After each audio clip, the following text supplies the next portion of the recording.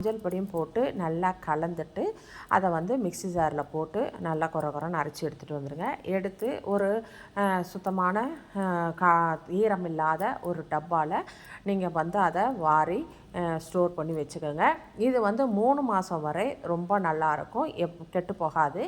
இது நீங்கள் எப்போ வந்து தோசைக்கு இல்லை இட்லிக்கு ஏதோ ஒரு சைட் டிஷ் வேணும் அப்படின்னு நினைக்கும் போது டக்குன்னு ஒரு 5 நிமிஷத்தில் இந்த ஒரு 2 ஸ்பூன் பொடி இல்லை 3 ஸ்பூன் பொடி உங்கள் அளவுக்கு ஏற்ற மாதிரி நீங்கள் போட்டு செஞ்சிங்கன்னா 5 நிமிஷத்தில் ரெடி ஆகிடும்.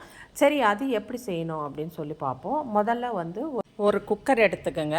குக்கர் எடுத்து அதில் ஒரு 4 ஸ்பூன் எண்ணெய் விட்டுட்டு 1/2 ஸ்பூன் சோம்பு, ஒரு பிடி கருவேப்பிலை, அது ரெண்டும் பொரிஞ்சதும் வெங்காயம் 1 கப்பு, அந்த வெங்காயம் 1 கப்பு போட்டு அது வந்து வெங்காயம் நீல வாக்கில் அரிஞ்சிருக்கும். அந்த மாதிரி நீல வாக்கில் அரிஞ்சு அதையும் போட்டு அதை நல்லா வதக்குங்க. அது நல்லா வதங்கும் பொழுது காரத்துக்கு 3 பச்சை மிளகாய் நல்லா கீறி போட்டு அதையும் அதாக கூட சேர்த்து நல்லா வதக்குங்க. நல்லா ப்ரௌனிஷாக வரணும், அந்த மாதிரி நல்லா வதக்கி கொடுங்க. அது நல்லா வதங்கும் பொழுது நல்லா ஒரு பழுத்த தக்காளியாக 1 கப்பு கட் பண்ணிக்கோங்க. அந்த பழுத்த தக்காளியும் இதோடு சேர்த்து நல்லா கலந்து கொடுங்க. நல்லா கலந்து நல்லா வதக்கணும்.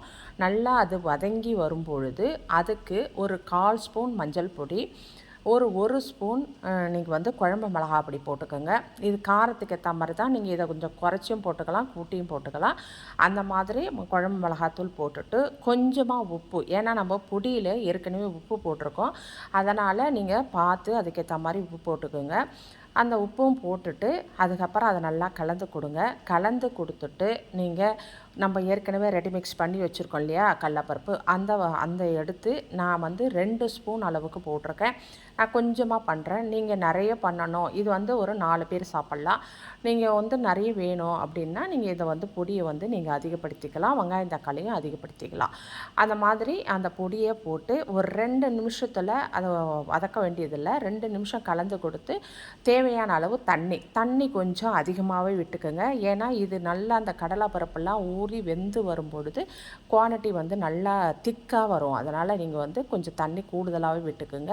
அதாவது நான் வந்து 2 கப் அளவுக்கு தண்ணி விட்டுருக்கேன். அந்த மாதிரி தண்ணி விட்டு கலந்து அதை வந்து நீங்கள் குக்கரில் ஒரு 3 விசில் போட்டு இறக்கிக்குங்க. இறக்கி கொத்தமல்லி தழை தூவி நல்லா சுட சுட செட் தோசை சுட்டு அதாக கூட நீங்கள் இந்த வடைகறியை நீங்கள் பரிமாறலாம். இது இட்லிக்கும் ரொம்ப நல்லாயிருக்கும். அதனால் கண்டிப்பாக நீங்கள் ஒரு முறை ட்ரை பண்ணி பாருங்கள். இது ரொம்ப ரொம்ப ரொம்ப சூப்பராக சுவையாக டேஸ்ட்டாக இருக்கும். டக்குன்னு வெளியே போயிட்டு வரோம், நைட்டு டின்னருக்கு எதுவும் இல்லை டிஃபனுக்கு அப்படின்னா டக்குன்னு ஒரு வெங்காயம் தக்காளி போட்டு வதக்குனீங்களா, அந்த பொடியை போட்டு ஒரு 2 விசில் வச்சு